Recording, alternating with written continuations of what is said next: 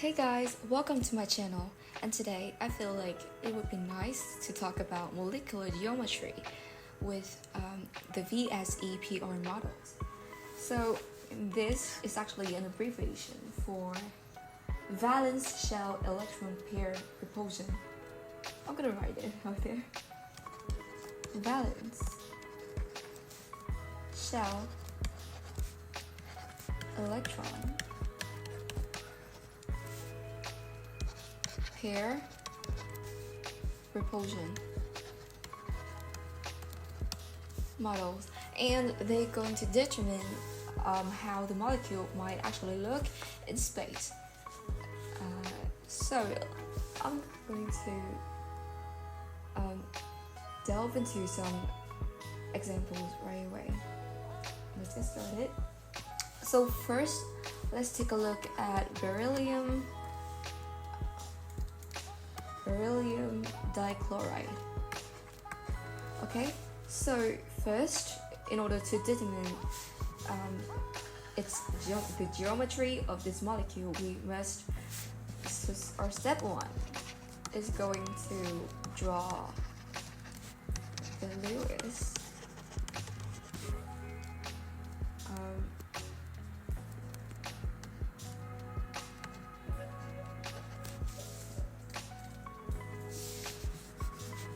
so we also call that like the dot formula. Okay, so let's draw the Lewis formula for this first. Okay, so because this beryllium has a smaller electronegativity than chlorine, so I'm gonna put it in the middle, and then it's going to link with chlorine. And now I'm going to calculate the total number of valence electron of beryllium. So beryllium, it belongs to the group 2, so it has 2 valence electrons, right? For chlorine, it's 7. There are 7 valence electrons, right? And there are 2 atoms, so I'm gonna multiply it by 2. And I'm gonna have 14 valence electrons, and I add them all together, and I have 16 valence electrons. But like in these 2 bonds, there are already 2 plus 2 equal 4, so I'm left with 12 valence electrons. And in order to fill into, I'm gonna fill into the chlorine atom first because they have more electronegativity. I'm gonna fill it in here.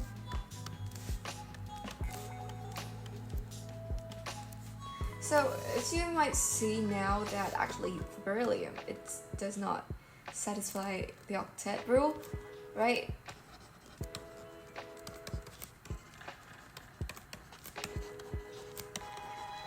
And you may wonder why it's like that. But the reason is because we have no valence electron left, right? So we cannot add any into the beryllium atom, but also we need to consider the formal charge of beryllium. Okay, so you might think that because beryllium is lacking, so how about creating double bonds with it, like something like this? And we'll take a look at the formal charge, and the formal charge would be the number of valence electron minus the number of assigned electron. Okay,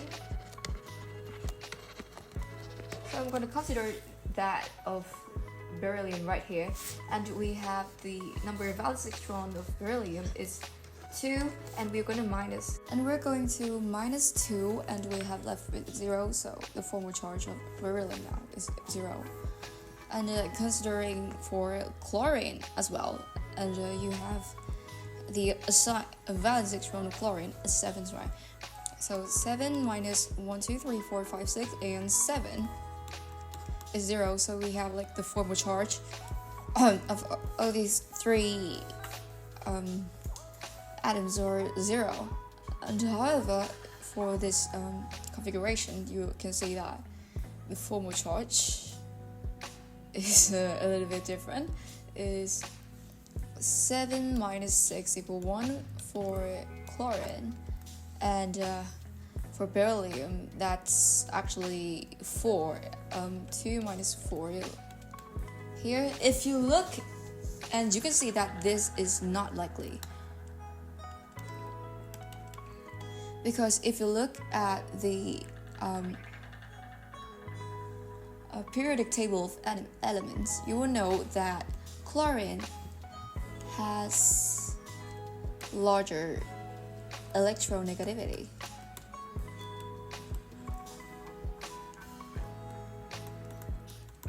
So the negative part should be chlorine, not beryllium. So this is not likely at all. So that's why we're not going to consider this formula of the molecule. Okay, and then we have our Lewis formula here, and now, okay, so now I'm going to redraw it. So it's beryllium with 2 chlorine, and it looks something like this. And as you can see that, so the next step is going to be, step 2 is to count the number of electron clouds. So here we have this 1 and 2, so 2 clouds, right? 2 clouds, and no lone pairs of electron. So the geometry of this molecule would be something like this. You can see that the angle here would be 180 degrees, right? So it's gonna look like this, right? So we're gonna call this shape linear, right? It's like, that's when a molecule looks like this, right? It's linear. Okay, so this is for, so we call this is the VSPR. No, VSE, I'm sorry. VSEPR model of 2 electron clouds. So there's only one situation that can happen, and we're gonna call the shape linear. Okay, so how about other molecules that have more electron clouds? For example, I'm going to consider this molecule, which is boron trifluoride. Right?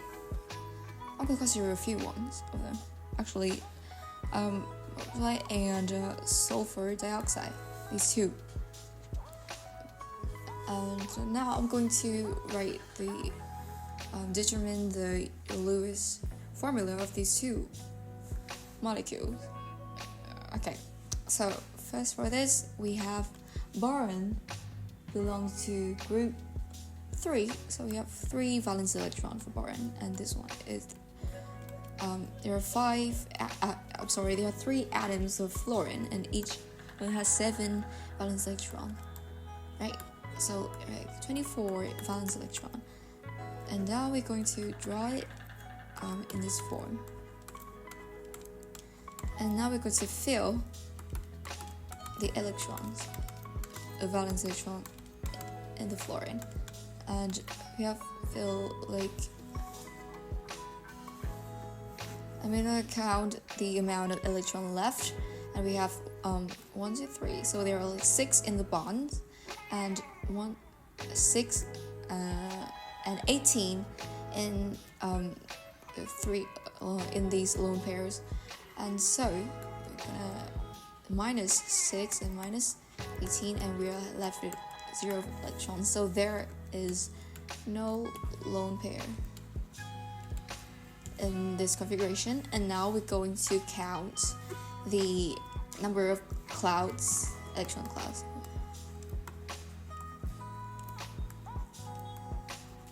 Right, and we have 3, right? We have 3. I'm gonna remind you to just count the number of electron clouds surrounded the central atom, right? We're not gonna count these, okay? We only count the ones that surround the central atom. There are 3, and there are no lone pair. So now we're going to determine the geometry of this molecule, and it's going to look something like this. And as you can see that because these fluorine will repel each other, right? And they're going to be as far as possible from each other. So therefore, they're going to create something that we call a trigonal planar. Because you can see that it's like a triangle here, and it's in the same plane. It's on the plane. So if you have one bar in here, you would have something like this. They're on the same plane, right? And the angle between this would be 120 degrees, right? Okay, so let's consider the next.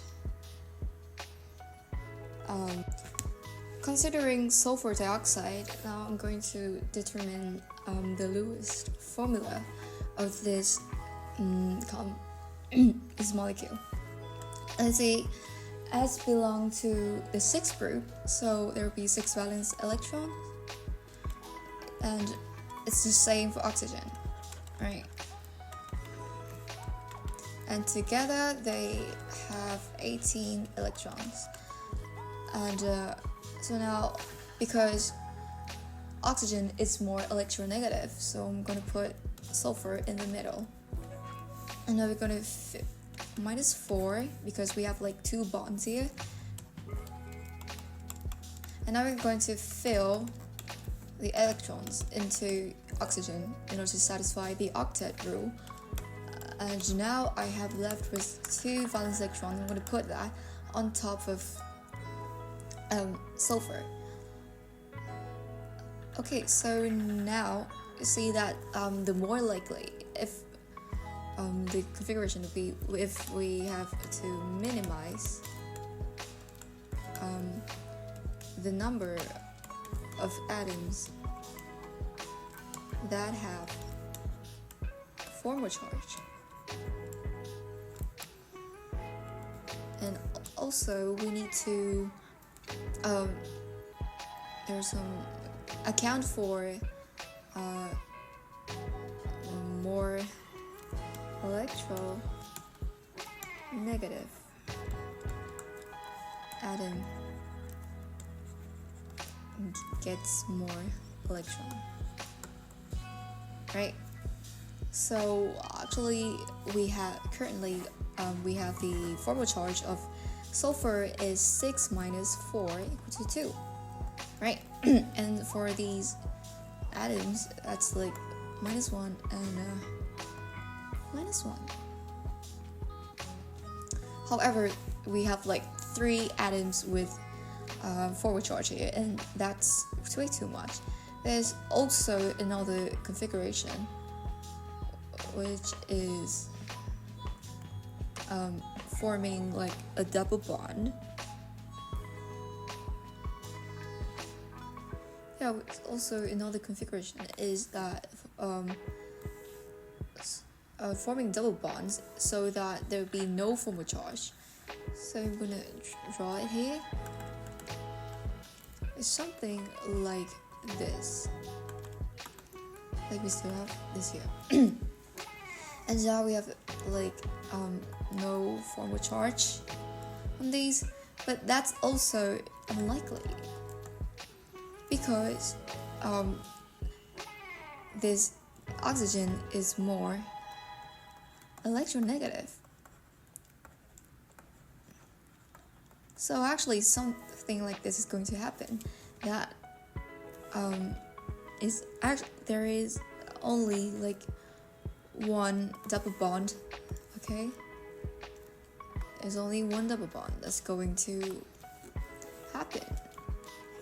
And now we have something that satisfies both these conditions. I'm gonna write the formal charge of it here, and now we got this oxygen has a formal charge of 0.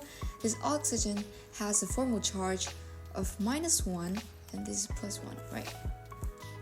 So this is the most likely for sulfur dioxide. And now we're gonna count the number of electron clouds.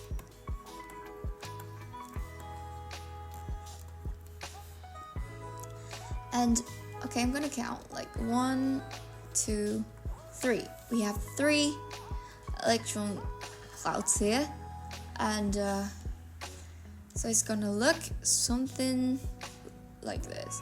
But like remember that the lone pair will have more repulsion force, right? So the angle of this is gonna look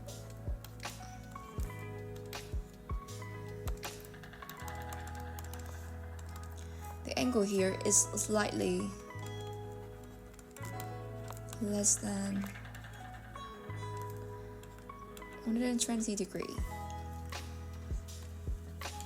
Right, and remember when accounting for the angle, we treat double bonds or triple bonds the same as single bond, right? So this is going to be our geometric thing, and then so for this geometry, you can see that the angle is bent. So the name for it is just bent or angular. So that's what I have to say about sulfur dioxide. And okay, and this is the VSEPR for electron clouds. So so if there are 4 electron clouds, and you will have so if there are no lone pairs of electrons, then the basic shape is a trigonal planar. However, if it has 1 lone pair of electron, it's going to be bent or angular.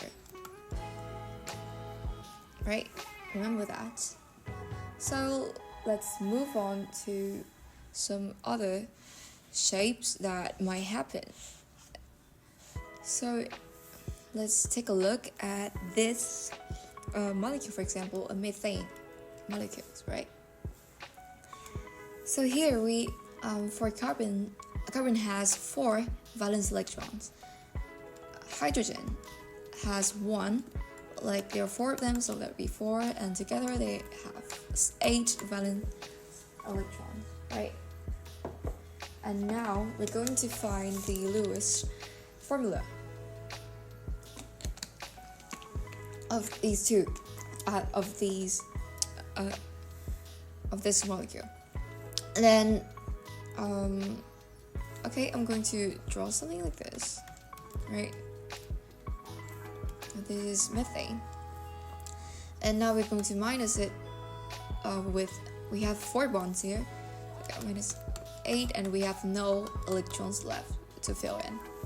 So for here, and see that this is the Lewis structure for methane. And now you can see that there is 1, 2, 3, 4 electron clouds, and there are no lone pair, right, of electron. So these hydrogen will repel each other and staying as far as possible from each other. So it's going to look something like this.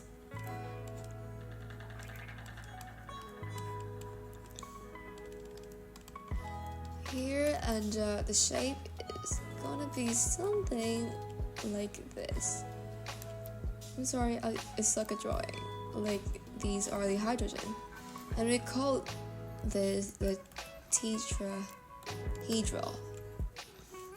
Okay, so I'm gonna help you guys have a clearer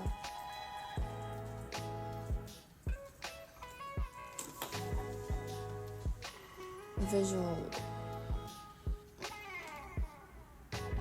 Okay, here you can see that this is a tetrahedron.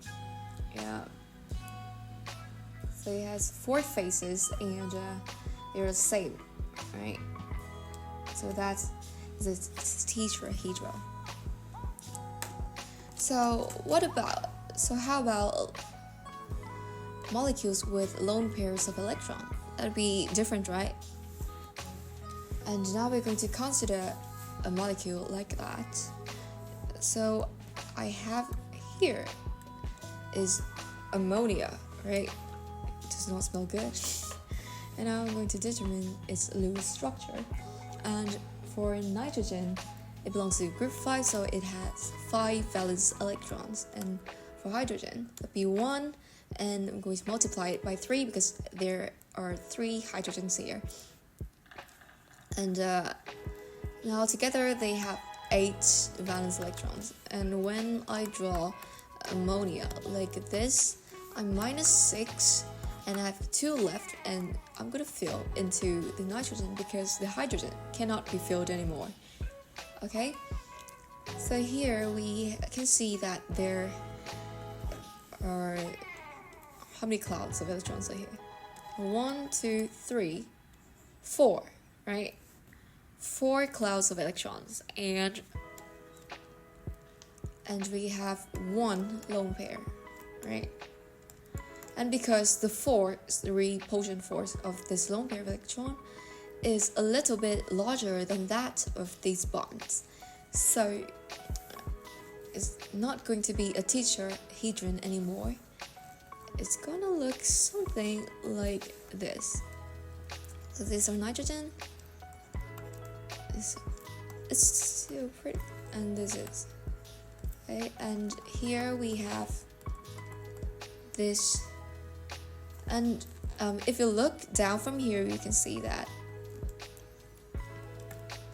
the hydrogen will form like a perfect triangle like this, right?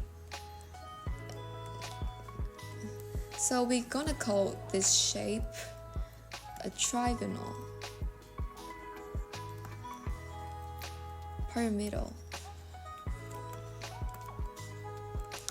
because it's still going to be a pyramid. It's not a planar like when we have 3 clouds of electron, right? So it's going to be a pyramid because actually it's going to look like this, right? Going to look like this. It's going to be a pyramid, but with a triangle like a perfect triangle base.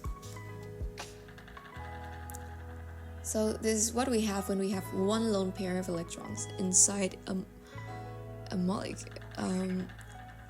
Inside a molecule which has a central atom holding 4 electron pairs. Okay. And now, how about 2 pairs of electrons that are lone and not bonded or anything? So we're gonna take a look at a very familiar molecule, which is a water molecule. And I'm gonna determine its Lewis structure. Okay, 2 valence electrons, 6 together, they equal 8. I'm going to put oxygen in the middle, and now I'm left with 4 valence electrons. I had to fill it into the oxygen atom, not only because it is more electronegative, but also I cannot fill them inside the hydrogen atom anymore. Okay, so we have something like this, and now we know that the repulsion force of these pairs is larger than that. And so it's going to look something like this. We still have 4 clouds, right, of electron, and we have 2 lone pairs. It's going to look something, yes, like that. And here, and for this angle, that would be something 104.5 degrees, and we're gonna call this bent or angular. So this is the shape, bent or angular. So for molecules that in which the central atoms has 4 electron clouds, there is no lone pair, and that would be tetrahedral. The shape would be tetrahedral. And if there is 1 lone pair, then it's going to be trigonal pyramidal. If there are 2 lone pairs, then it's going to be bent or angular, right? And that's and how about 5 electron clouds? We're going to take a look at some other problems as well. So here I have this phosphorus pentachloride, right? So phosphorus, it has 5 valence electron, right? Because it's in the group 5. For chlorine, that would be 7 multiplied by 5, and that would leave us with 35, and together we have 40 valence electrons. I'm gonna draw something like this with phosphorus in the middle and 5 chlorine. And now I'm gonna fill in the electrons so that it would satisfy the octet rule. Right, and now I'm gonna minus that.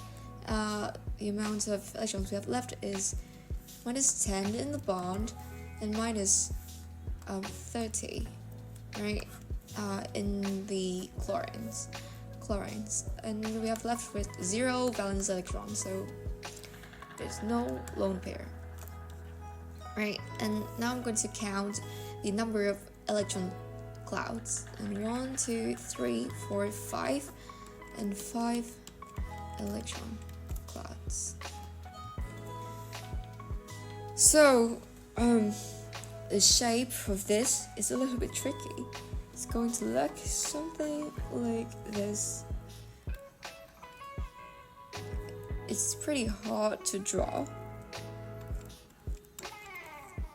right? The chlorines want to be as far from each other as possible, right? So they kind of like make a triangle here, and the angle here is like 9 degrees. It's also 9 degrees, which makes this like energy degree, and we're gonna call this a trigonal bipyramidal.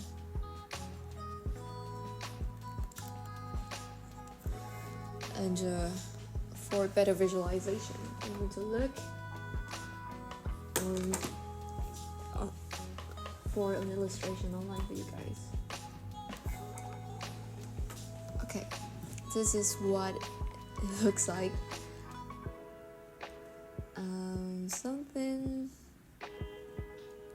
Something like this here. You can see that there are like two pyramids sticking to each other at the base, right? Like this is basically two pyramids, and we have we have the angle here, and we have the angle here is 120 degrees. See, remember that. That's like two pyramids stacking on each other, right? Looks cute. Okay, move on to the next molecule, which actually has lone pairs of electrons in their central atom, which is sulfur tetrafluoride, right? So it has 6 valence electrons, 7 multiplied by 4, it's 28, and together they have 34. And now I'm going to draw it like this. I'm going to minus H from the bond. I have 26 left. I'm going to fill into the fluorides these electrons, and I'm going to be left with 2 electrons. I'm going to throw it into sulfur, right? So there are 1, 2, 3, 4, 5 clouds of electron, right? And 1 lone pair. So these fluorides will repel each other equally. So you might think of a square, right? And for this pair electron, it's going to be something like on top of that. So it's going to look something like this.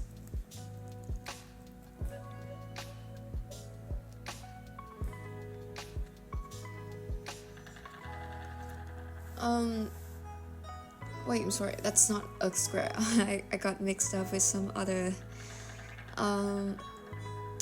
things. It's actually not a square. It's some kind of like a seesaw thing, okay? So we have like 5 clouds here, and it's going to look... No. These fluorides will be really far from each other. We have this here. This pair electron is repelling these two, right? It's going to look something like this. And you see that it looks funny because it kind of looks like, if I draw like this, what do you think of? I draw a little human on here. Right? It looks like a seesaw. So we call this shape seesaw. There are some other names for it. Some might call it folded square, or just a distorted tetrahedron. I'm gonna call it seesaw. That's weird, right? It's like 5 clouds, and remember that when you might think that it would create a square here, you have to account for this lone pair as well, because it's going to repel your fluorides more, so it's gonna look like this, like a seesaw. Oops, I think I forgot a little pair of electrons right here. Okay. this might not be the best explanation video, but okay. How about chlorine trifluoride? Okay, so I'm going to determine the Lewis structure of this too by counting the number of valence electrons. We have chloride 7 here, 7 multiplied by 3, so together they have 28, and put fluoride in here, right, minus the bond, 22, and I'm going to fill in side this, right, and minus 18, and I have 4 left, so there will be 2 lone pairs of electrons, right? I have 1, 2, 3, 4, 5 clouds, and 2 lone pairs. So for this shape, what do you think? The 2 lone pairs are actually like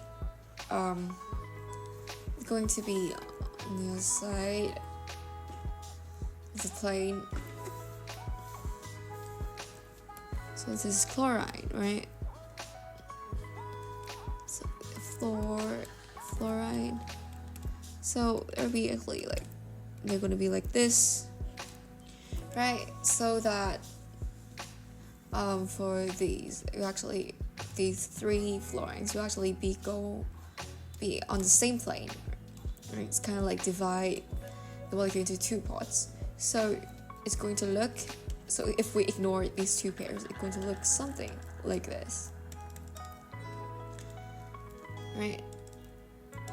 So we call this T-shaped, obviously, right? T-shaped. And next we have, it's really hard when it comes to like 5 electron clouds. And for our last demonstration of this type of molecule, I've got this ion right here. Let's try out in ion. So that would be like 21 valence electron, but we have like, remember, we have like -1 charge right here, so I'm going to add 1 electron. So that would be 22, and it's going to look obviously something like this, right? And I'm going to -4, we have 18. I'm going to fill inside here, and here. So this will be our Lewis structure. I don't actually need like number 1 there. Okay, so when we determine the geometry of this molecule, let's just say that it's going to look something like this. So our lone pairs of electrons are going to be here. As you might see that this angle will be like 120 degrees, right? That's pretty easy to notice. And we can see that this angle is 118. So the shape is linear, right? Let's just look at that. You see that for this one, we have like 1, 2, 3, 4, 5. And we have 5 clouds and 3 lone pairs. We're gonna get linear. Just like when we have 2 clouds. Right. And now, lastly, we're going to consider molecules that have 6 electron clouds in their central atom. And I guess that's just like the highest we would consider. That's what it'd be scary for elements that reaches above that. Okay, so we have this molecule, and I'm gonna, sulfur has 6 valence electrons, and fluorine has 7. So together they would be 48, right? 48. I'm gonna draw like this, a fluorine all over the place. And now I'm going to minus the number, okay, 12, right? and 36, and I'm gonna fill 6 electrons inside each fluorine molecule, right? So it's gonna be 0 over again.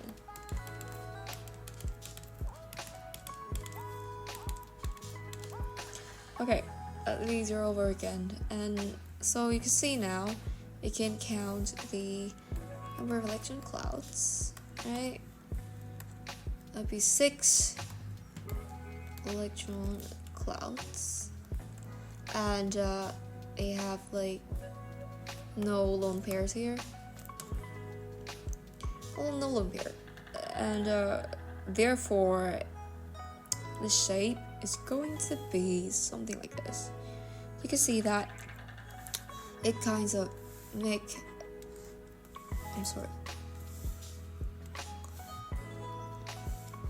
something like a rectangle or a square here, right? And it's going to look like this. Okay, it's like right, and then we have this. It's 90 degree, and we call this shape octahedral. Right, I'm going to look for visual illustration. Here, this is octahedral, as you can see. So you like that, you got these angles are at 90 degrees, right? All of these angles are 90 degrees. Right. And you can see that they're like a visualization for all of these above mentioned okay. That'll be octahedral.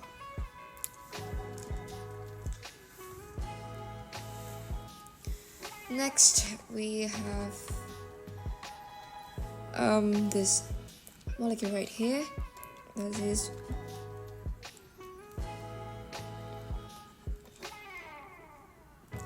I should change the color of my brush. Okay, and now it's going to have, so you know this is bromine, right? And it belongs to the group 7, so it will be 7 valence electrons, and the same goes for fluorine. So we have 42 valence electrons. Draw a star shape like this. And now I'm going to minus 10 electrons in the bond, and then I'm going to fill the electrons inside fluorine first. And I am left with 2 electrons. I'm going to put that inside fluorine. Bromine. Sorry. And now I'm going to count the number of electron clouds, right? We have 6 clouds, right? And 1 lone pair. So you might see that. So if there are no lone pairs, right? That'll be something that look like this, right? And the reason why it's called an octahedral is because we have the distance from this point to this point is equal to the distance from this point to this point. But now, this lone pair electrons will repel these 4 fluorine a little bit stronger. So it's going to lift up a little bit, right? So it's going to be something like this now, and it's not an octahedron anymore. However, it's still more, and so this is like when the shape when we consider the lone pair of electrons. But you know that actually when we consider the geometry of the molecule, we don't consider this lone pair. So that'll be something like this. Right? So we call it a square pyramidal. It's basically a pyramid with a square base. So our borium would be like this, and here are the fluoride here, and a fluorine here, and they're going to create a square here. It's a square, right? So this is what happened when we have 6 clouds and 1 lone pair. And lastly, we have xenon, a tetrafluorine. Right, xenon, that would be 8 valence electron because it's actually a noble gas. And we have 4 times 7 there, that would be 28, and together they would be 36 valence electrons. I'm going to draw it here with -8 because in the bond, right? And I'm going to fill the electrons into fluorine. And so I'm left with 4, 16, right? 4 and 6, that would be 24. And I'm left with 4 valence electrons, and I'm going to put that inside our xenon. Okay, so I'm going to count the number of electron clouds. 1, 2, 3, 4, 5, 6. That would be 6 clouds. And 2 lone pairs. So, how is it going to look, right? You can see that it's kind of like symmetry this way, right? Symmetrical this way. So, right here, that would be like a square. A square, and when we ignore the lone pairs electron, it's actually just going to be a square. So we have a xenon in the middle, and we have these 4 fluorine and it's going to actually be a square, right? A square, and it's on the same plane. So that's why on the same plane, because you see that these 2 positive forces actually balance each other out, right? So actually xenon is going to look like this and in the same plane, right? So we call it a square planar. A flat square, just a flat square. And now we might conclude that if there is 6 clouds of electrons, if there are no lone pairs, the perfect shape would be an octahedron. And if there is 1 lone pair, and that would be square pyramidal, right? Because like a molecule here and a molecule down here create a square. Yeah, something like that. And if there are 2 lone pairs, that would be a square planar. We just simply erase this, and we are left with a square planar. And that is what I have for today. And now I hope that you have got a better hang at these kind of things, because it might be quite confusing for us to consider. However, I think practice makes improvement. So with enough practice, you might be doing it just fine. And so just remember that when we have to determine the geometry of a molecule, then remember step 1 is going to draw the Lewis structure. Step 2 is to count the number of clouds, electron clouds, and the number of lone pairs.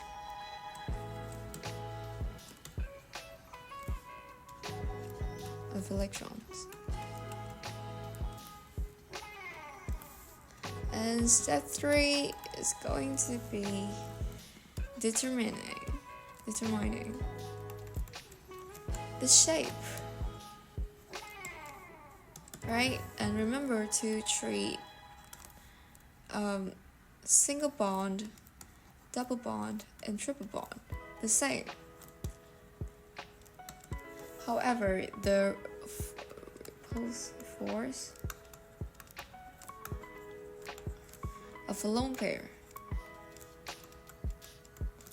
is larger, so it's going to occupy a little bit more space, and that's it. That's all the theoretical stuff. And it's Programming. Thank you for watching this video, and remember to subscribe to this channel for more educational videos on this subject.